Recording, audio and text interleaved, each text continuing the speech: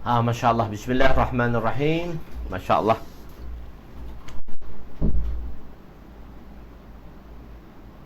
Masya Allah. Masya Allah. Barakallah fiqh. Masya Allah.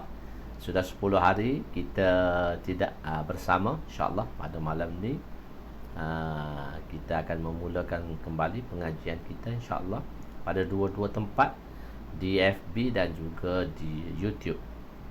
Waalaikumsalam warahmatullahi wabarakatuh. Waalaikumsalam warahmatullahi wabarakatuh. Masya Allah. Kita minta tuan-tuan semua hadirkan diri. Masya Allah. Boleh hadirkan diri. Masya Allah. Izzat Isa, Masya Allah. Izzat Abdullah Azli Al-Fansuri, Izzat Isha, Syah Syam, Norish Hamzah. Waalaikumsalam warahmatullahi wabarakatuh. Muda Ahmad Nubli, Imran Wata, Masya Allah. Jazz Hasbullah, Muzakir Syukri. So dua-dua di FB pun saya tengok, dan di YouTube pun Masya Allah. Masya Allah. Kita menanti tuan-tuan semua Masya Allah pada malam ni untuk meneruskan perjuangan kita Masya Allah, untuk kita mencari redha Allah Subhanahu Wa Taala. Apa pekerjaan kita? Jelas sebenarnya untuk kita mencari redha Allah Subhanahu Wa Taala. Cuma saya nak tanyalah, kita berada di muka surat muka surat 497. 497. Iaitu hadis ke-14 85/6. Kita berada di hadis yang ke-97.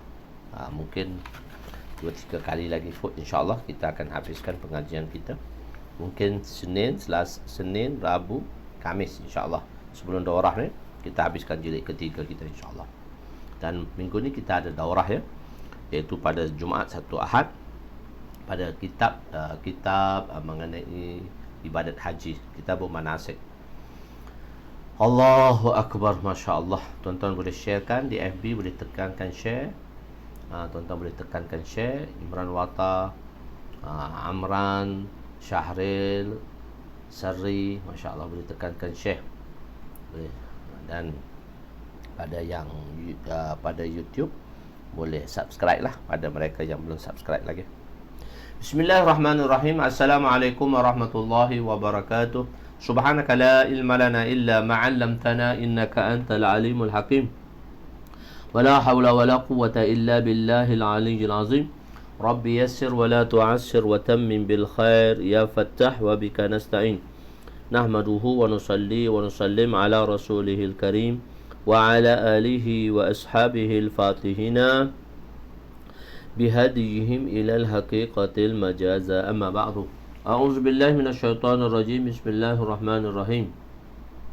Wal 'asri innal insana lafi khusr illa allazina amanu wa 'amilus shalihat wa tawasaw bil haqqi wa tawasaw bis sabr. Shadaqallahul azim. Wa qala an-nabi sallallahu alaihi wasallam la yu'minu ahadukum hatta yuhibba li akhihi ma yuhibbu li nafsihi. Wa qala an-nabi sallallahu alaihi wasallam nadharallahu imra'an sami'a maqalati fawa'aha summa addaha kama sami'a rubba muballighin aw amin sami'in aw kama qala alaihi wassalatu wassalam. Jadi alhamdulillah malam ni kita berada pada hadis ke-1485, iaitu kurungan 6 bilangan rukuk dan sujud di dalam solat gerhana. Sebelum ni kita baca Nabi solat gerhana dan macam mana kaifiat solat gerhana. Ada sedikit perselisihan pendapat di kalangan ulama-ulama tentang kaifiatnya, tentang pelaksanaan kaifiatnya di dalam menunaikan solat gerhana. Bismillahirrahmanirrahim. Wa an Jabir radhiyallahu anhu qala in kashafatis syamsu fi ahdi Rasul sallallahu alaihi wasallam yawma mata Ibrahim bin Rasulillah sallallahu alaihi wasallam fa shalla bin nas 6 raka'atin bi arba'in sajadat. Rawahu Muslim. Sayyidina Jabir radhiyallahu anhu berkata, telah berlaku gerhana matahari pada zaman Rasulullah ketika kematian Sayyidina Ibrahim, anak Nabi sallallahu alaihi wasallam, dan anak lelaki anak lelaki Rasulullah. Maka Nabi telah mengimami orang ramai dengan 6 kali rukuk dan 4 kali sujud. 4 kali sujud, saya terjemah sujud. Sembahyang jenazah mana ada sujud. Sujud sini maksudnya 4 rakaat lah. 4 rakaat lah. Sembahyang gerhana, sembahyang gerhana ada sujud. Bapa tak ada sujud, sembahyang mayat tak ada sujudnya. Tertukar habis saya. Anak kesayangan Nabi SAW iaitu Sayyidina Ibrahim AS yang lahir daripada hamba perempuan Nabi yang bernama Maryah Qibtiyah. Hamba perempuan ni sebenarnya dia Nabi. Dia hamba ni daripada Sayyidina Harun AS lah. Mahasa Qibtiyah ni iaitu Sayyidina daripada Harun AS, adik-beradik Nabi Harun AS lah. Dia kerabat Nabi Harun AS yang Nabi dapat semasa peperangan Khaybar. Tawanan semasa Khaybar pada seorang sahabat. Lepas tu sahabat tu telah memberinya pada Nabi, dan Nabi telah memerdekakan Maryah Qibtiyah. Dan selepas itu sebab tu dia berbangsa Qibti. Sebab apa? Bila Fir'aun tu tenggelam, bukan semua kaum dia tenggelam, taklah yang mengikuti Sayyidina Musa alaihissalam masa, maksudnya Fir'aun tu lah. Fir'aun kan pergi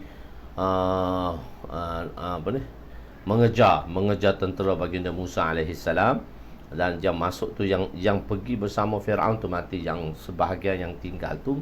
Dan yang ada juga di kalangan Qibti yang terselamat daripada tu, yang terselamat daripada ombak tadi. So mereka sampaikan kepada bangsa Qibti bahawa mereka ni, Fir'aun tadi, raja Fir'aun ni telah meninggal.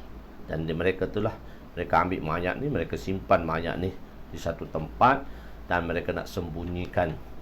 Sebab Fir'aun tadi, Nabi Musa AS punya Fir'aun ialah Fir'aun yang diceritakan. Sebab Raja Qibti adalah Fir'aun. Nama Raja Qibti adalah Fir'aun. Nama Raja Mesir ialah Aziz. Nama Raja Farsi Kaisar. Nama Raja Rom Kaisar. Nama Raja Farsi, Rom dan Farsi, Kaisar. Begitu. Jadi mereka sembunyikan di satu tempat lah. Lepas tu berjumpa dah mayat Fir'aun yang mati di zaman Nabi Musa AS. Jadi dia adalah Maryah Qibtiyah ni daripada Yahudi lah, iaitu yang mana telah menjadi tawanan semasa peperangan Nabi di Tabuk, semasa peperangan dengan tadi lah, di tempat Yahudi tadi, kota tadi. Mana tadi? Lupa dah, kadang-kadang ternama dia tu. Ni tempat orang Yahudi tu daripada Madinah dia berpindah ke di mana dah? Mana pula, kenapa pula Tabuk? Bukan Tabuk. Okeylah, tak apa, nanti lepas datang kita beritahu balik.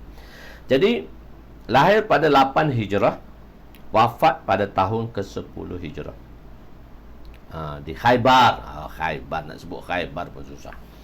Menjadi adat orang Arab bahawa berlakunya gerhana bulan atau gerhana matahari menunjukkan matinya seseorang. Itu orang Arab, kepercayaan mereka. Mereka mengatakan sebab apa gerhana bulan, sebab apa gerhana matahari, nak menunjukkan matinya sesuatu orang yang tertentu, orang-orang yang besar dan sebagainya. Iaitu umur dia lebih kurang 18 bulan. Umur dia meninggal masa 18 bulan lagi.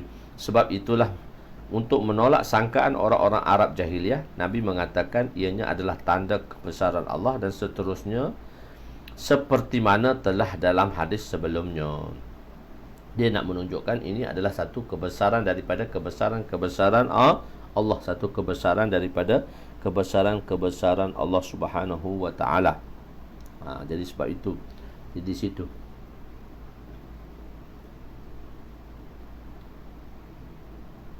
Ialah Ummul Mukminin lah. Dia Ummul Mukminin di kalangan 11 isteri Nabi SAW lah. Ummul Mukminin dia ada di kalangan 11 isteri Nabi SAW. Bukan hamba. Sebenarnya asal dia hamba. Nabi telah merdekakan, selepas tu Nabi kahwin. Dan semasa ke Nabi kahwin dengan Maryah Qibtiyah, Maryah Qibtiyah sudah merdeka. Cuma di sini Saya tulis tu hamba, asal dia hamba lah, asal hamba perempuan Nabi. Lepas tu Nabi dia sebagai dapat tu sebelum Nabi kahwin tu Nabi telah bebaskan dia. Sebab dia asal daripada tawanan lah, daripada tawanan. Berketurunan Nabi Yaqub, bukannya Nabi, berketurunan daripada Nabi Yaqub, lahir pada 8 Hijrah, wafat pada tahun ke-10 Hijrah. Mana 18 bulan selepas dia meninggal tu kan, 2 tahun tu, tak cukup 2 tahun tu, dia kata Sayyidina Ibrahim, Nabi kata Sayyidina Ibrahim telah disusukan oleh malaikat, oleh bidadari di dalam syurga. Allahu Akbar. Jadi dalam hadis ini dijelaskan bahawa Nabi solat 2 rakaat dengan 6 rukuk. Maknanya 3 rukuk lah sini. 3 rukuk. Maksudnya ialah setiap rakaat 3 rukuk dan 2 sujud. Mengenai rukuk dalam solat gerhana terdapat pelbagai pendapat ulama. Di sisi mazhab Imam Hanifah, setiap rakaat 1 rukuk saja, macam mana sembahyang biasa, macam mana solat biasa. Dalam mazhab Syafi'i, kita mentarjihkan bahawa ada 2 rukuk bersama dengan Imam Ahmad, 2 rukuk, dan riwayat hadis yang dinyatakan ada 1 rukuk, ada 2 rukuk, ada 3 rukuk, ada 4 rukuk, sehingga sampai ke 5 rukuk di dalam 1 rakaat. Keperbagaian hadis. Jilid keberapa Syekh Muhammad? Jilid keberapa? Masih lagi jilid ketiga, di akhir hadis je 497 di jilid ketiga. Kita berada di jilid ketiga sekarang ni. Masih lagi dalam kitab solat dan nak habis dah. Okey. Imam Ahmad mengatakan bahawa bilangan rukuk dalam riwayat-riwayat terdapat ikhtilaf. Beliau mengatakan hadis-hadis yang menyebutkan lebih daripada 1 rukuk adalah ittirab, maknanya benda ni kesamaran. Ittirab bagi dia, maknanya banyak riwayat. Maka untuk menetapkan bilangan tersebut dengan adalah susah. Mana nak tetapkan?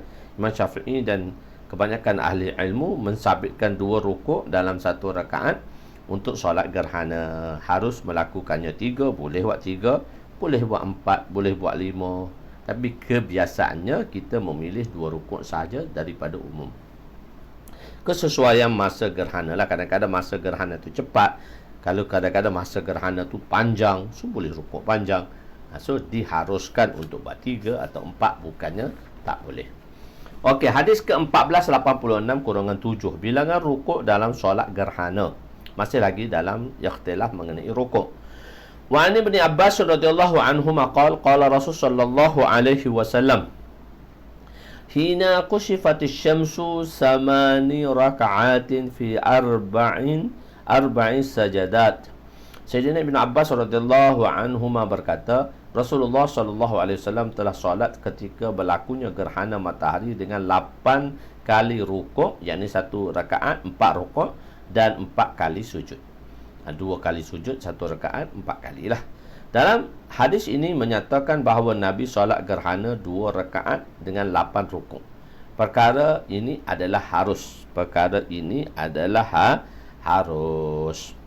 Cuma di sisi mazhab Imam Syafi'i, afdalnya bagi kita mazhab Imam Syafi'i, afdalnya ialah 2 rakaat pada 2 rukuk pada 1 rakaat. Maknanya kita memilih jalan afdal bagi kita. Kita sabitkan dalam riwayat tadi, kita kata 2. Dia agak berbeza sedikit dengan solat-solat yang lain.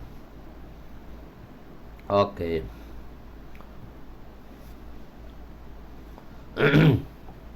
Hadis seterusnya, wa aliyin mislu zalika rawahu Muslim. 487, cuma riwayat saja. Hadis tu sama, cuma riwayat berbeza. Riwayat Ibn Abbas dan di bawah riwayat Ali. Mislu zalika, maksudnya mislu zalika sama dengan riwayat atas, cuma rawinya berbeza. Dan kedua-duanya di dalam riwayat Imam Muslim. Sebab dalam riwayat Muslim dia ada turuk. Turuk ni maksudnya keperbagaian sahabat. Hadis tu hadis mutabi'at. Hadis yang mana hadis yang sama, semua sahabat yang berbeza. Hadis yang sama, sahabat saja yang berbeza dari sudut tu. Apakah amalan Nabi apabila berlakunya gerhana? Apakah amalan yang baginda sallallahu alaihi wasallam lakukan sewaktu berlakunya gerhana? Wa an Abdurrahman ibn Samurah radhiyallahu anhu qala kuntu artamij الأسهم لي بالمدينة حياة رسول صلى الله عليه وسلم إذا كسفت الشمس فنبذتها فقلت والله لا أنظرن إلى ما حدث لرسول صلى الله عليه وسلم في كسوف الشمس. قال فأتيت وهو قائم في الصلاة رافع يديه وجعل يسبح ويحلل ويكبر ويحمد ويدعو حتى حصر عنها. فلما حصر عنها فقرأ سورتين فصلى ركعتين. رواه مسلم في صحيحه عن عبد الرحمن بن سمرة وكذا في شرح السنة عنه وفي نسخ المصابيح عن جابر بن سمرة. Sayyidina Abdul Rahman bin Samurah radhiyallahu anhu berkata, aku telah memanah dengan anak panah milikku pada zaman Rasulullah. Apabila berlaku gerhana, aku telah membalingnya dan berkata, demi Allah, aku mesti melihat apa yang Rasulullah sallallahu alaihi wasallam melakukannya ketika berlakunya gerhana. Apa hak Nabi buat ni ketika berlakunya gerhana? Sahabat-sahabat dia mesti nak tengok. Sebab Nabi itu uswatun hasanah, qudwatun hasanah, sebagai uswatun hasanah, maknanya sebagai ikutan. Jadi sahabat-sahabat dia mencari apakah amalan yang dilakukan oleh Nabi sallallahu alaihi wasallam sewaktu berlakunya peristiwa-peristiwa sebegini. Demi Allah, aku mesti melihat apa yang Rasulullah lakukan ketika berlakunya gerhana. Beliau berkata lagi, aku telah pergi kepada baginda dan aku mendapati baginda berdiri seperti solat, mengangkat kedua tangan dan mula bertasbih dan bertahlil, bertakbir dan bertahmid, berdoa sehingga selesai gerhana. Apabila selesai gerhana, baginda telah membaca 2 surah dan melakukan solat 2 rakaat. Nabi SAW, hadis riwayat Imam Muslim di dalam sahihnya daripada Sayyidina Abdul Rahman bin Samurah, begitu juga terdapat dalam syarh sunnah, tapi dalam nuskah masabih, apa yang ditulis oleh pengarang masabih yang asal, nama sahabat itu adalah Sayyidina Jabir bin Samurah. Wahwa qaim fi solah. Apa maksud wahwa qaim fi solah? Baginda berdiri seperti solat, dia kata. Katanya Samurah ni, Abdul Rahman bin Samurah ni kata Nabi berdiri macam solat, mengangkat kedua tangannya, yakni Nabi berdiri seolah-olah berdiri dalam solat dan para sahabat berada di saf belakang. Makna fi solat di sini ialah untuk berdoa. Apabila berlaku gerhana ketika itu, para sahabat tidak mengetahui apakah tujuan dan masalahnya Nabi berdiri seperti di dalam solat, mengangkat kedua tangan sambil berdoa. Sebelum ini telah diterangkan bahawa cara salat khusuf berbeza-beza dalam riwayat-riwayat hadis.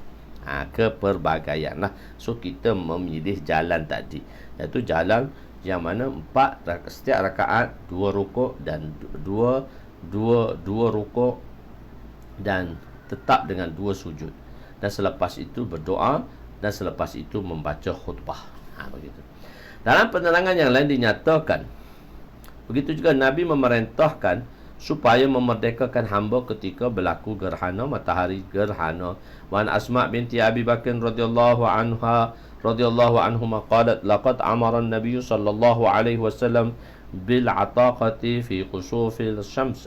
Rawahu Bukhari. Sayyidina Asma binti Abi Bakar radhiyallahu anhuma berkata, sesungguhnya Nabi telah memerintahkan aku untuk memerdekakan hamba ketika berlakunya gerhana matahari. Hadis riwayat Imam Bukhari. Dalam riwayat yang lain dinyatakan bahawa Nabi memerintahkan supaya bersedekah. Memerdekakan hamba juga termasuk di dalam sedekah. Merdeka daripada hamba termasuk dalam sedekah. Memerdekakan hamba dan segala jenis kebaikan boleh menolak bala. Sebab apa? Kebaikan-kebaikan yang kata innal hasanatu yuzhibuna sayyi'at, sesungguhnya kebaikan itu akan menghilangkan dosa-dosa dan kejahatan. Fasal kedua, apakah bacaan dalam solat gerhana perlahan atau kuat? Adakah semaya bacaan dalam solat gerhana ni sama ada gerhana matahari siang hari baca kuat ke, gerhana bulan malam baca kuat ke? Ada itu dia akan beritahu di sini. Wa an Samurah bin Jundab radhiyallahu anhu qala shalla bina Rasul sallallahu alaihi wasallam fi khusufin la nasma'u lahu sautan, rawahu Tirmizi wa Abu Daud wa Nasa'i wa Ibnu Majah. Sayyidina Samurah bin Jundub radhiyallahu anhu berkata, Rasulullah sallallahu alaihi wasallam mengimami pada satu solat gerhana dan tidak mendengar suara bacaan baginda. Hadis riwayat Imam Tirmizi, Imam Abu Daud, Imam Nasa'i dan Imam Ibnu Majah.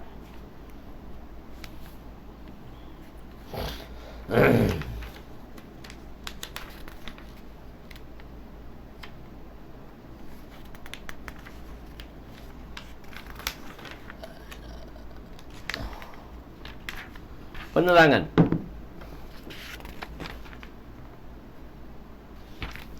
Ada riwayat menyatakan bahawa Nabi solat gerhana dengan dikuatkan bacaan.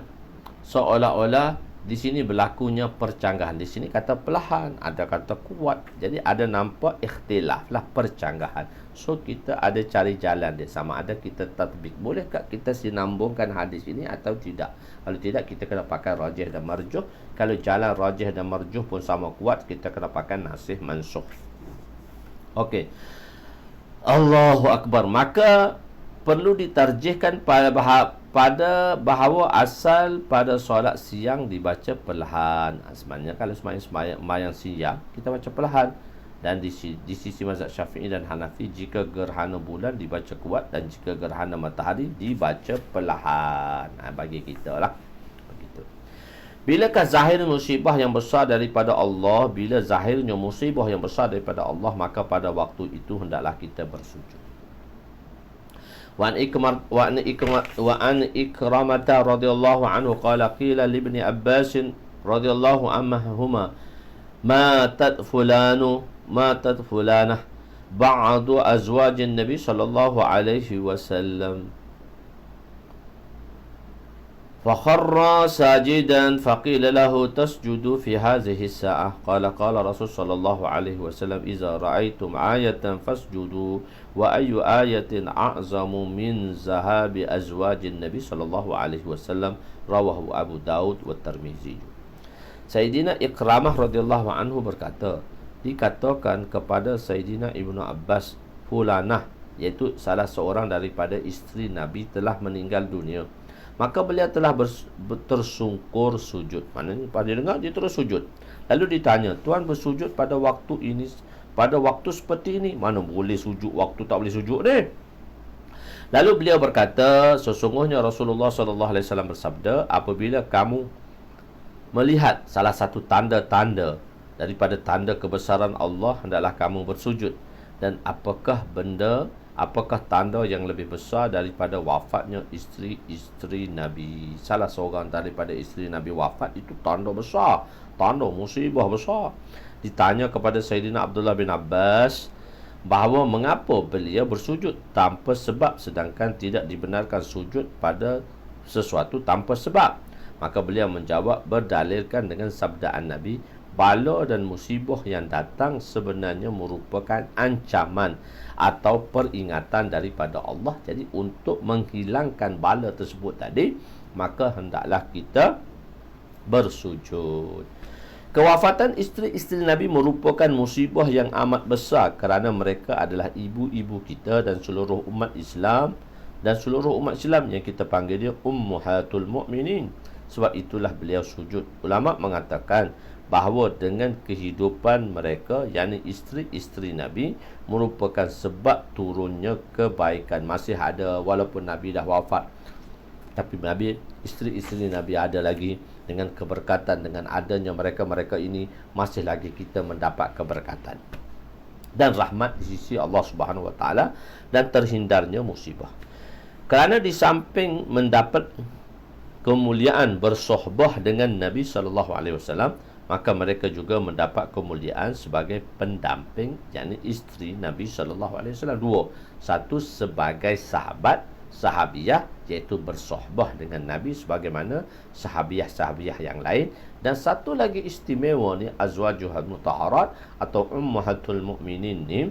Ummahatul mukminin ni ialah mereka itu pendamping, iaitu mereka adalah isteri baginda sallallahu alaihi wasallam. Nabi sallallahu alaihi wasallam bersabda dengan penuh hadisnya, iaitu sahabat-sahabatku adalah sahabat-sahabatku tu adalah amanatan ahlil ard, yakni orang yang dipercayai di kalangan penduduk bumi. Sahabat ni amanah, orang yang paling amanah daripada ahli bumi. Dan dengan kewafatan mereka ternafinya kepercayaan dan keamanan. Dengan ternafinya, dengan wafatnya mereka, maka ternafinya kepercayaan dan amanah. Maka takutilah ianya merupakan sebab terangkatnya kebaikan. Seterusnya datang ujian dan azab kepada orang Islam disebabkan terputusnya rahmat Allah ketika itu. Kerana inilah kita disuruh untuk mengingati Allah dengan cara bersujud supaya terangkatnya azab atau musibah daripada umat Islam, umat semuanya. Hendaklah kamu bersujud, Nabi kata, apabila berlakunya tanda-tanda tadi atau musibah-musibah seperti gerhana. Hendaklah kamu bersujud. Bahawa ulama menulis bahawa maksudnya ialah bersolatlah kamu, bukan bersujud sahaja. Tak, kita sebut juzuk, tapi maksudnya keseluruhan daripada amalan-amalan fi'li di dalam solat. Imam Tibi rahmatullahi alaih mengatakan, Imam Tibi ni pengarang kepada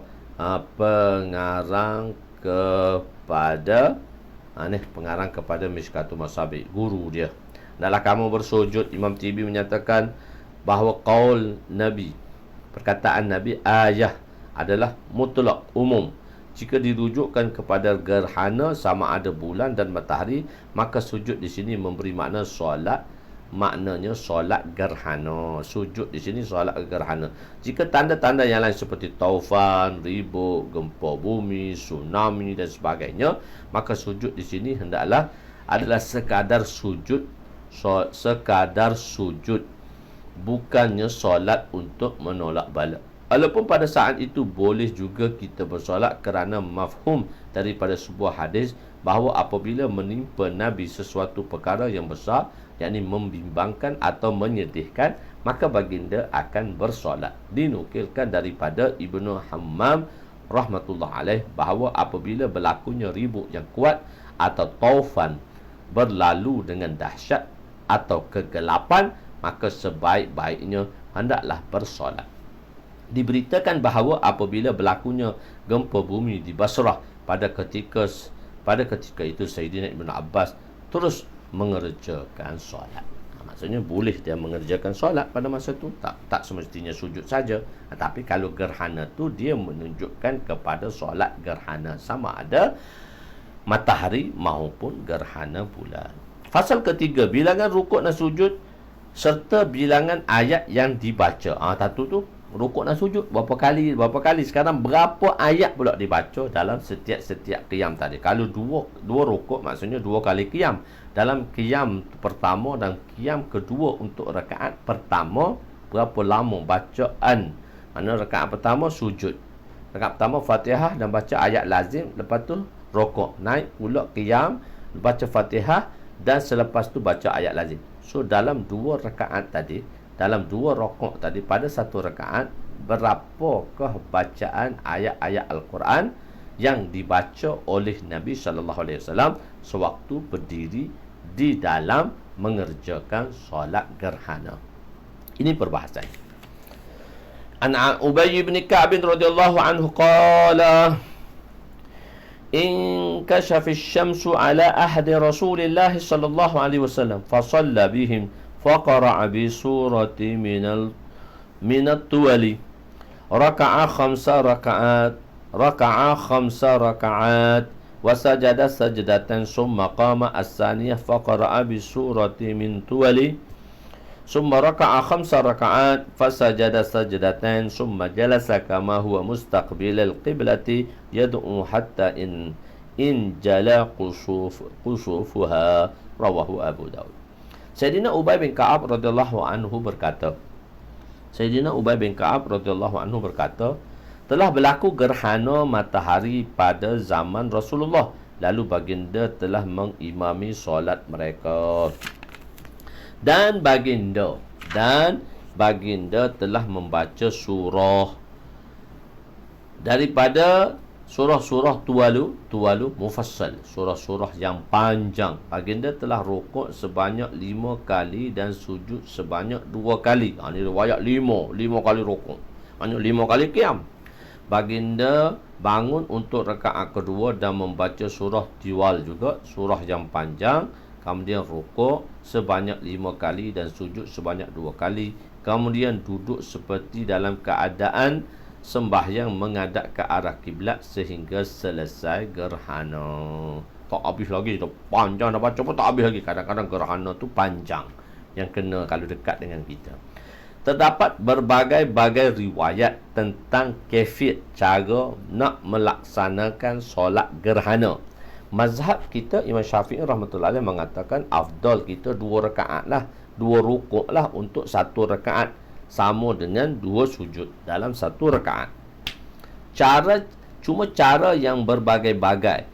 Cara yang berbagai sebagaimana diriwayatkan dalam hadis-hadis untuk menerangkan keharusan. Berbagai-bagai, ada 2 rukuk, 3 rukuk, 4 rukuk sampai maksimum 5 rukuk untuk 1 solat.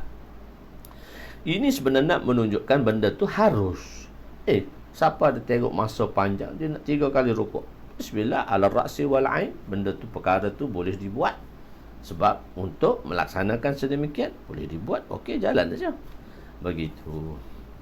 Jadi jika masa gerhana panjang, maka bolehlah dipanjangkan solat tersebut. Letihlah panjang. Dia rukuk sama dengan baca semasa qiyam. Semasa qiyam tu boleh juga kita berdiri. Semasa rukuk, kita rukuk, kepala kita depan, kita diri 2 kaki saja. Kalau kita sujud, kita bertahan dengan tangan, bertahan dengan lutut ni, kita hanya berada di atas 2 kaki dan kita dalam keadaan rukuk. Sama panjang dengan qiyam. Sedih. Baru ni masa-masa PKP kali gerhana matahari baru ni.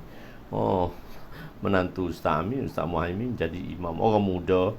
So, orang muda ni, dia tak perasan orang tua ada kat belakang. Masya Allah, dah lah baca rakaat pertama tu panjang, surah apa tak tahunya baca. Tak letih berdiri, tak rokok-rokok lagi. Mata bunyi, lepas tu rokok. Lepas rokok tegak bilonyo nak i'tidal ni lamonyo, lebih kurang baca qiraat. Dia nak tiru macam Nabi. Lepas tu kita kata dah, budak-budak muda ni jangan buat macam tu. Kesian kat orang tua kat belakang. Sebab kita dah tak biasa kan benda tu.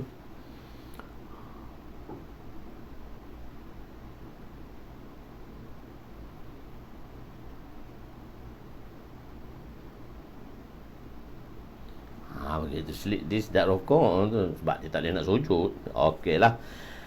Cara-cara yang berbagai-bagai sebagaimana diriwayatkan kesesuaian lah tak ada. Begitu. Kita tengok mengikut kesesuaian. Abdul Razak Muhyiddin. Assalamualaikum. Waalaikumsalam warahmatullahi wabarakatuh. InsyaAllah. Okey, kita berada pada hadis 1493-14. Nabi solat gerhana dengan 1 rukuk. Ini riwayat 1 rukuk yang dipilih oleh mazhab Imam Abu Hanifah. Wa an ibn Nu'man bin Bashir radhiyallahu anhuma qala khashafat asy-syamsu ala ahdi Rasul sallallahu alaihi wasallam faja'ala yusalli raka'atain فيسأل عنها حتى إن حلت الشمس. رواه أبو داود. وفي رواية النسائي أن النبي صلى الله عليه وسلم صلى حين انكشفت الشمس مثل صلاتنا يركع ويسجد. وله في الأخرى أن النبي صلى الله عليه وسلم خرج يوما مستعجلا إلى المسجد فقد انكشفت الشمس فصلى حتى انجلت ثم قال إن أهل الجاهلية كانوا يقولوا إن الشمس والقمر لا يخسفان إلا لموت عظيم من عظماء أهل الأرض وإن الشمس والقمر لا ينخسفان لموت أحد ولا لحياته ولكنهما خليقتان من خلقه يحدث الله في خلقه ما شاء فأيهما خسف وصلى حتى ينجلي أو يحدث الله أمرا. Sayyidina Nu'man bin Bashir radhiyallahu anhu berkata, telah berlaku gerhana matahari pada zaman Nabi SAW. Lalu baginda telah menunaikan solat 2 rakaat dan berdoa padanya sehingga selesai solat gerhana, sehingga habis gerhana panjang tu. Riwayat Imam Abu Daud dan Imam meriwayat lalu yang lain berbunyi bahwasanya Nabi solat ketika berlakunya gerhana matahari sama seperti solat kami, iaitu solat 1 rukuk dan 1 sujud. Pada riwayatnya yang lain pula berbunyi bahwasanya pada suatu hari Nabi telah bersegera keluar ke masjid, sedangkan pada waktu itu berlakunya gerhana matahari. Lalu baginda telah solat sehingga gerhana selesai. Oh, panjangnya, mula gerhana, habis gerhana bila tak tahu. Kemudian baginda bersabda, sesungguhnya kaum jahiliyah berkata, sesungguhnya matahari atau bulan tidak akan menjadi gerhana melainkan dengan sebab matinya seorang yang agung, yang hebat di atas muka bumi ini. Sesungguhnya matahari dan bulan menjadi gerhana bukan dengan sebab matinya seseorang atau tidak juga hidupnya seseorang, akan tetapi kedua-duanya adalah yang dikehendaki pada ciptaan Allah. La yus'alu amma yaf'alu wa hum yus'aluna. Allah kata la yus'alu, tidak ada siapa yang boleh tanya apa yang dia buat. Maknanya tak ada siapa boleh tanya apa yang Allah Subhanahu wa taala telah lakukan. Hum yus'aluna, dari kita semua kena tanya, jangan-jangan. Pada riwayat yang lain berbunyi bahawasanya pada suatu hari Nabi telah bersegera ke masjid, sedangkan pada waktu itu berlakunya gerhana. Lalu baginda telah solat gerhana sehingga selesai. Bersabda, sesungguhnya kaum jahiliyah berkata. Jadi Nabi bezakanlah, apabila berlakunya gerhana maka hendaklah kamu solat sehingga ia selesai, ataupun Allah melakukannya sesuatu. Hadis ini menguatkan pendapat Imam Abu Hanifah bahawa solat gerhana hanya 1 rukuk sahaja pada 1 rakaat sebagaimana solat-solat sunat yang lain. Ulama berselisih pendapat, ikhtilaf jika gerhana berlaku pada tempoh masa yang panjang maka perlu ditambahkan bilangan dan memanjangkan rukuk dan sujud. Imam Syafi'i menyatakan yang kedua. Kita ambil jalan yang kedua. Lambat Syekh Nur Hisham kita. Okey, kita buka bab baru pula malam ni. Bab sujud syukur. Bab sujud syukur. Sujud syukur. Bab ini tiada fasal pertama dan fasal ketiga. Hanya fasal kedua selalu mari. Kan pengarang kan fasal kedua tu selain Bukhari Muslim. Fasal pertama Bukhari Muslim dan muttafaq alaih. Fasal ketiga adalah adanya Bukhari Muslim dan campur semua sekali lah. Begitu. Itu penambahan daripada pengarang kedua.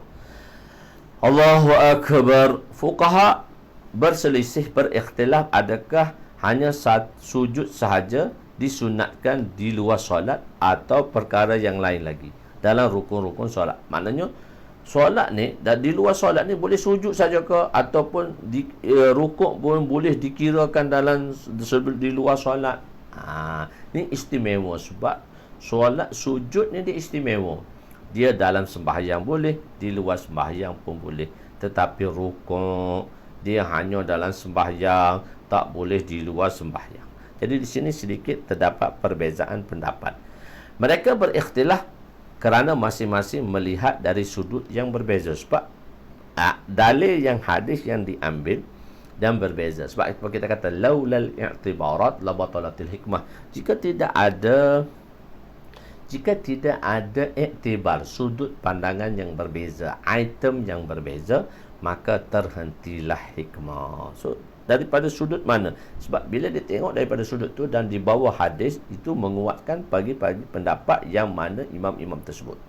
Bagi mazhab Hanafi tiada khilaf tentang keharusan sujud sahwi di luar solat. Sujud lah, maksudnya tiada ikhtilaf tentang keharusan sujud sahwi di luar solat. Cuma tiada ikhtilaf tentang keharusan, maksudnya sujud sahwi boleh di luar solat. Cuma mengenai sujud munajat di luar solat tiada ikhtilaf. Maknanya tentang keharusan sujud sahwi di luar solat. Cuma mengenai sujud munajat di luar solat, kebanyakan daripada ulama mereka berpendapat adalah haram. Cuma mengenai sujud munajat di luar solat, sujud munajat, sujud syukur sahaja dibolehkan kerana terlepas daripada musibah dan mendapat nikmat. Sebahagian yang lain dalam kalangan mereka seperti Imam Muhammad mengatakan hukumnya sunat. Bagi pendapat mazhab Maliki pula hukumnya makruh. Apa dia? Bersujud ni, sujud ni makruh. Kerana nikmat Allah itu terlalu banyak sehingga tidak mampu untuk kita bersyukur di atas setiap daripadanya berulang kali, maka tidak perlu sujud syukur. Bahkan sujud seorang insan itu sendiri adalah nikmat. Dalam mazhab Syafi'i berpendapat disyariatkan sujud syukur dan maksud nikmat di dalam bab ini ialah nikmat-nikmat yang baru diperolehi. Nikmat ni maksudnya hak baru mari. Begitu. Dan dalam bab ini nikmat-nikmat yang diperolehi dan kadang-kadang terhasil. Nikmat-nikmat baru yang diperolehi dan kadang-kadang sahaja terhasil. Benda-benda baru ni jarang berlaku. Jadi atas dasar benda tu kita dapat hasil, maka kita bersujudlah syukur. Bahkan sujud seorang insan itu sendiri adalah nikmat. Tidak merangkumi nikmat-nikmat yang lazim, yang seperti kita sentiasa dengan kita. Bukanlah nikmat yang masuk tu semua nikmat banyak, jadi tak boleh, tak ada. Kita kata benda-benda special je. Nikmat-nikmat yang datang secara tak berulang, jarang-jarang datang. Diberitakan apabila diberitahu bahawa Abu Jahal telah mati dibunuh, maka Nabi telah sujud syukur. Abu Jahal mati dalam peperangan Badar tu, Nabi sujud syukur. Begitu juga Sayyidina Abu Bakar, beliau sujud syukur apabila mendapat tahu kematian Musallamatul Kazzab. Peperangan yang pertama berlaku apabila pucuk pimpinan telah diambil oleh Sayyidina Abu Bakar untuk melawan Nabi palsu Musallamatul Kazzab. Musallamatul Kazzab telah dibunuh pada peperangan mula-mula sekali, pada peperangan Yamamah. Peperangan ini berlaku di Yamamah, iaitu Sahibul Musallamatul Kazzab ni tinggal di Yamamah, Sahibul Yamamah. Dia tinggal di Sahibul Yamamah. Sebenarnya berlakunya Nabi palsu ni awal-awal lagi sudah ada dah Nabi. Dia telah mengaku Nabi ni zaman Rasulullah sallallahu alaihi wasallam lagi. Nah, cuma bila Rasulullah sallallahu alaihi wasallam wafat, mereka ketaralah penunjulan mereka agak ketara dan agak ganas. Dan sebab itulah Sayyidina Abu Bakar telah memerintahkan supaya menghapuskan pengkhianat tadi ni. Begitu. So, berlakunya yang mana pengikut-pengikutnya. Sebab pernah berlaku di zaman tu, dia kata dia ni Nabi. Dia adalah Nabi, dia adalah Musallamah. Sayyidina Ali sujud syukur apabila berjaya membunuh ketua puak Khawarij, Zussadiyah.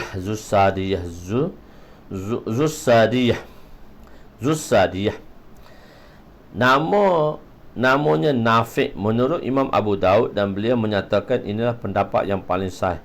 Dia digelar Zussadiyah kerana salah satu tangan seakan-akan bentuk payudara perempuan, tangan dia tadi. Begitu, sebab itu atas gelaran tadi. Diberitakan daripada Sayyidina Ka'ab bin Malik bahawa beliau telah sujud kepada Allah kerana syukur tak kala dikhabarkan berita gembira oleh Nabi bahawa beliau telah menerima taubatnya. Allah Ta'ala telah menerima taubat pada pagi tu kan. Ada satu orang pembawa berita pada selepas sembahyang subuh, ada Ka'ab radhiyallahu anhu, ada Ka'ab bin Malik di tengah sembahyang subuh, datang satu orang kawan pemberita yang membawa berita bahawa keampunan dia telah diampun. Pembawa berita berkuda daripada Nabi, dia kata bahawa taubat Sayyidina Sa'ad telah diterima. Lepas tu ada pula satu orang datang lagi dengan berjalan kaki nak beritahu berita gembira pada Hadrat Ka'ab, dan Hadrat Ka'ab pun telah menghadiahkan baju yang melekat di badannya kepada pemberita tadi untuk menunjukkan kesyukuran, dan dia telah sujud syukur. Fasal kedua, hadis 1494-1, Nabi sujud pada waktu gembira. Nabi juga melakukan sujud pada waktu Nabi berada di dalam kegembiraan. Nabi berlakunya sujud. Hadis ke muka surat 505, Cik Hashim, sahabat saya tu Cik Hashim, baru masuk 505, hadis ke 1494. Wa an Abi Bakrah radhiyallahu anhu qala kana Rasul sallallahu alaihi wasallam idza ja'ahu amrun sururun aw yusarru bihi kharra sajidan syakiran lillahi ta'ala. Rawahu Abu Daud wa Tirmizi wa hadza hadisun hasanun gharibun. Sayyidina Abu Bakrah radhiyallahu anhu berkata, apabila Rasulullah didatangi perkara yang gembira atau menggembirakan, berita-berita yang menggembirakan Nabi, baginda akan turun sujud kerana bersyukur kepada Allah. Hadis riwayat Imam Abu Daud, Imam Tirmizi, dan beliau berkata hadis ini adalah hasan lagi gharib. Alama Turbishti rahmatullah alaih mengatakan bahawa satu jemaah di kalangan para ulama telah memasukkan hadis ini secara zahir, yakni masyru'nya, disyariatkan secara zahir sujud apabila mendapat nikmat, dan hukumnya sunat. Dalilnya adalah hadis inilah bahawa Nabi sujud apabila mendengar berita kemenangan perang berpihak kepada tentera Islam dan terbunuhnya pemuka-pemuka Quraisy, kufar Quraisy, iaitu Abu Jahal laknatullah. Abu Jahal laknatullah tadi. So dengan berita-berita gembira tadi. Okey, apabila melihat seorang yang diuji dengan musibah dan diri kita berada dalam afiah, maka hendaklah sujud syukur. Bila kita tengok orang musibah, lepas tu kita dalam afiah, maka kita sujud syukur. Tapi janganlah sujud syukur depan orang kena musibah tu. Tak semestinya selalu, tak semestinya segera sujud syukur tu.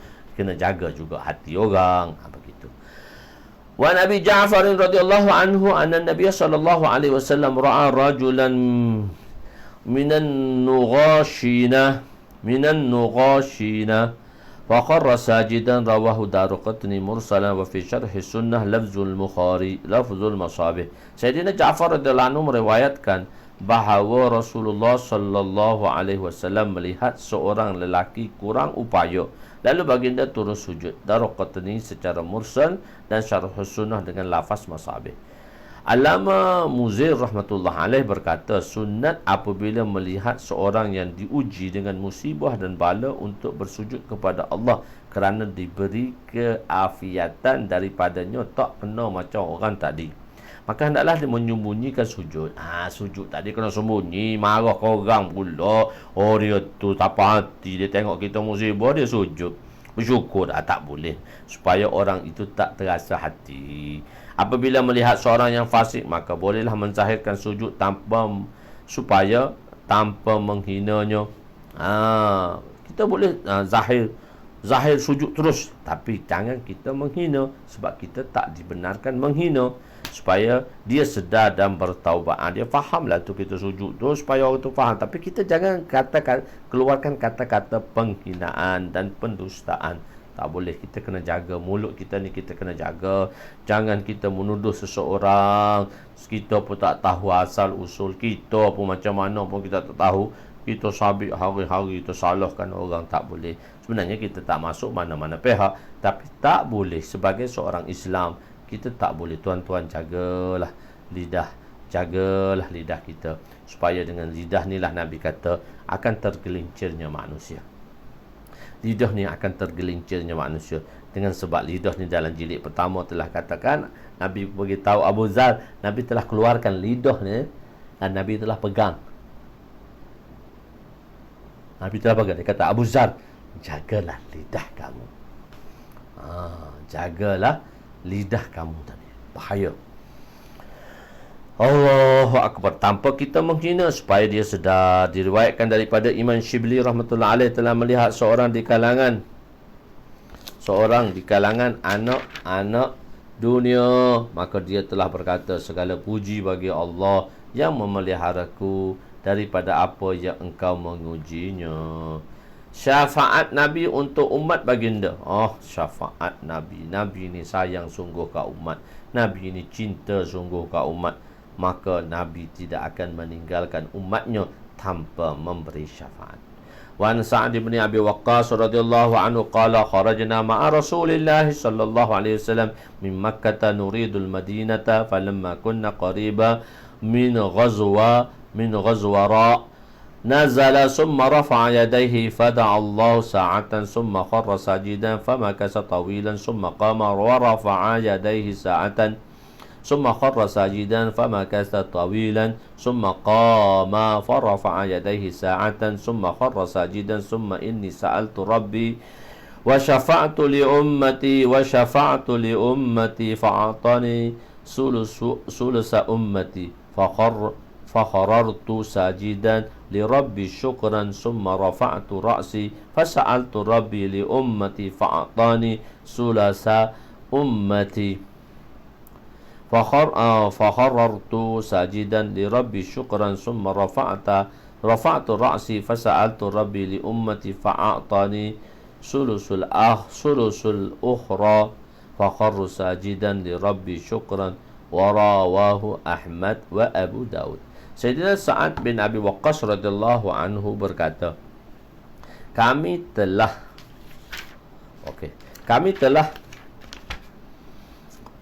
apabila kami berkata kami telah keluar bersama Rasulullah sallallahu alaihi wasallam daripada Mekah menuju ke Madinah.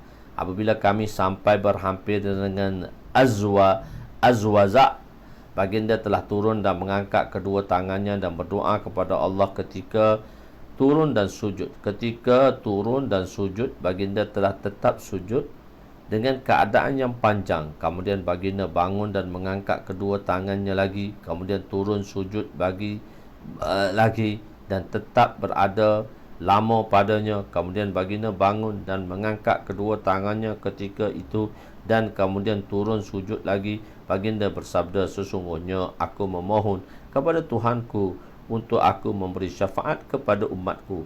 Maka telah Allah Ta'ala telah memberi kepadaku untuk 1/3 daripada umatku. Maka aku telah sujud syukur kepadanya. Kemudian aku mengangkat kepalaku dan memohon lagi untuk umatku. Lalu Allah SWT telah memberi kepadaku 1/3 lagi daripada umatku. Maka aku sujud syukur kepadanya. Kemudian dia telah mengangkat kepalanya dan meminta lagi untuk umatku.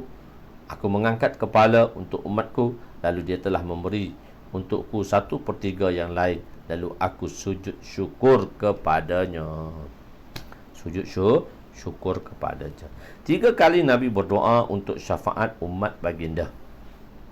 Kali pertama supaya Allah memberi keampunan sabiqin ilal khair, kepada orang-orang yang melakukan kebaikan, mendahului dalam melakukan kebaikan sedaya upaya, hindarkan diri daripada kejahatan. Maksudnya 3 kali itu ni untuk orang-orang yang sabiqin bil khairat, sabiqin ilal khairat. Kedua, untuk orang muqtasid, tengah-tengah. Dosa sama banyak dengan pahala. Tidak ifrat, tidak kurang, tidak tafrid, tidak berlebih dalam kebaikan, menghindari dan kejahatan. Sama saja ketika ialah untuk orang yang zalim daripada diri sendiri, yang menzalimi diri sendiri. Sebagaimana firman Allah Ta'ala, wa awrasnal kitab allazina astafaina min ibadina faminhum zalimun li nafsih wa minhum muqtasid wa minhum sabiqun bil khairat biiznillah zalika huwal fadlul kabir. Kemudian kami jadikan Al-Quran ini diwarisi oleh orang-orang yang kami pilih daripada kalangan hamba-hamba kami. Maka di antara mereka ada yang berlaku zalim kepada diri mereka sendiri, iaitu tidak mengendahkan ajaran Islam. Ada di antaranya mereka bersifat sederhana, dan di antaranya pula yang mendahului yang lain dengan berbuat kebaikan dengan izin Allah. Yang demikian ini adalah limpah kurnia yang besar daripada Allah Subhanahu wa Ta'ala semata-mata. Adapun ada satu persoalan di sini. Apabila umat telah diberi keampunan, maka tiada siapa yang akan dimasukkan ke dalam neraka. Sedangkan banyak hadis dan ayat yang mensabitkan bahawa orang yang melakukan dosa besar sepatutnya diazab jika tidak diampun. Ada juga kata ampun kena azab juga. Tapi bila dah ampun semua, tak ada orang pula dalam neraka. Jawabnya ialah doa kesejahteraan, doa syafaqah dan keampunan daripada Allah. Nabi doakan supaya umatnya tidak diazab sebagaimana azab yang berlaku pada umat-umat yang terdahulu. Umat-umat terdahulu kan macam-macam azab. So Nabi minta supaya azab ini tidak diturunkan ke atas umatnya. Yakni janganlah umatku diazab di dunia ini dengan azab yang amat dahsyat sehingga merangkumi semua sekali umat. Sehingga turun saja azab habis satu kaum Ud, kaum Samud, kaum Lut. So Allah habiskan mereka sehingga sehabis-habisnya kaum tadilah, dan Nabi dihantar untuk seluruh dunia. Begitu. Walau bagaimanapun umat juga diazab. Jadi tu diazab yang berdosa tadi, jika tidak diampun oleh Allah Subhanahu Wa Taala, Nabi doakan supaya umatnya tidak diazab. Dahsyat. Akan tetapi seperti umat-umat terdahulu, maghfirah di sini bukan bermaksud keampunan daripada azab neraka. Mereka yang berdosa tidak diampunkan, di akhirat akan menerima azab sebahagian. Maksud maghfirah di sini bukan maghfirah supaya umat yang terdahulu, tidak seperti umat yang dahulu. Maghfirah di sini bermaksud keampunan daripada azab di akhirat. Mereka yang berdosa tidak diampun di akhirat akan menerima azab, sebagaimana sebahagian ulama mengatakan bahawa dosa-dosa Nabi tersebut ialah supaya umatnya tidak diazab. Doa Nabi, maksud doa Nabi ialah setiap umatnya tidak diazab pada hari tersebut secara berterusan. Janganlah azab berterusan, ringankanlah sikit azab tadi. Jadi yakni orang-orang dalam keadaan di kalangan umat ini yang tidak diazab sebagaimana diazab dengan orang kafir, dan orang kafir akan diazab dalam kekal dalam neraka. Dua reason. Yang ketiganya tidak orang Islam. Tidak orang Islam. Yang ketiga, berdoa untuk umat ijabah, bukannya umat dakwah, yakni orang kafir. Tiga ni Nabi doa tu sebab apa? Pertama sekali supaya tidak diazab di akhirat. Dekat dunia ni kena juga, tapi azab ni terlepas di akhirat. Mereka berdosa yang tidak diampun di akhirat akan menerima azab. Sebagai ulama mengatakan maksud doa tersebut ialah supaya umat tidak diazab secara berterusan. Jadi orang Islam dalam kalangan umat ni tidak diazab sebagaimana orang kafir. Sebab apa? Orang kafir bila neraka, dia mukhalad finnar, dia akan kekal dalam neraka. Tapi orang Islam selagi bila dosa masih banyak, maka dia diazab. Moga Allah SWT selamatkan kita daripada azab. Dia diselamatkan kita daripada azab. Jadi maksud dia tadi, ataupun maksud dia umat ijabah, kita boleh berdoa untuk umat ijabah, tidak untuk umat dakwah, iaitu yang bukan Islam lagi. Wallahu a'lam, insya-Allah. Dua malam lagi kita akan bertemu kembali. Kita ada dalam muka surat 52. Okey, bab baru. Apa tu? 508 kali 10 518. Kalau 518, apa tu? Kita ada dalam 530. Okeylah, dua kali lagi. Kita hari Selasa, hari Rabu dan hari Khamis. So hari Jumaat jangan lupa kita ada daurah pada minggu ni, pada jilid ke-6. InsyaAllah kita akan sambung daurah kita. Dan tuan-tuan boleh daftarlah untuk daurah tadi. Tuan-tuan boleh mendaftarkan diri. Kita daftarkan diri, insya-Allah boleh. Kita nak panjang kesianlah tuan-tuan. Sudah lama bersama saya. Masya-Allah, kita slow-slow. Kita buat relax-relax, tenang-tenang. Kita tak nak speak. Masya-Allah. Jadi insya-Allah kita akan jumpa pada 2 malam lagi, malam Rabu. Insya-Allah kita akan jumpa malam Rabu, dan kita akan jumpa juga pada malam Khamis lah. Kita akan habiskan kitab jilid 3 ni. Jadi akan seterusnya selepas daurah pula hari Isnin minggu depan, So kita akan jumpa pada jilid kelima, sambungan jilid kelima lah. Jilid kelima kita dah ambil dah 70 muka surat dalam kitab bab zakat dah kan. Dalam kitab puasa tu kita dah ambil sikit. So dia ada lagi lah kitab baru pula dalam jilid kelima nanti insya-Allah lah. Dalam jilid kelima akan mulakan jilid kelima dan daurah jilid ke-6 insya-Allah. Insya-Allah lepas raya ni kita akan cetak jilid ke-7 lah. Lepas raya jugalah, tapi jilid ke-6 tu pun tak habis lagi 2-3 bulan juga daurah kita tu. Wallahu alam. Yang baik itu daripada Allah, yang kurang itu daripada kelemahan saya. Jangan lupa untuk kita nanti jangan lupa updatekan link dia untuk daurah nanti. Siapa tu Nubli beritahu ke Ustaz Ustaz Abdul Qayyum, nanti saya akan beringatkan dia baliklah insyaallah. Wallahu alam. Qul qawli hadza astaghfirullahal azim li wa li walidayya wa li jami'il muslimina wal muslimat wa lil mu'minina wal mu'minat al ahya'i minhum amwat bi rahmatika ya arhamar rahimin ya awwalal awwalin wa ya akhiral akhirin wa ya zal quwwatil matin wa ya rahimal masakin wa ya arhamar rahimin. Wa sallallahu ala sayyidina Muhammadin wa ala alihi wa sahbihi ajma'in walhamdulillahi rabbil alamin. Qabbalallahu minna wa minkum ya karim.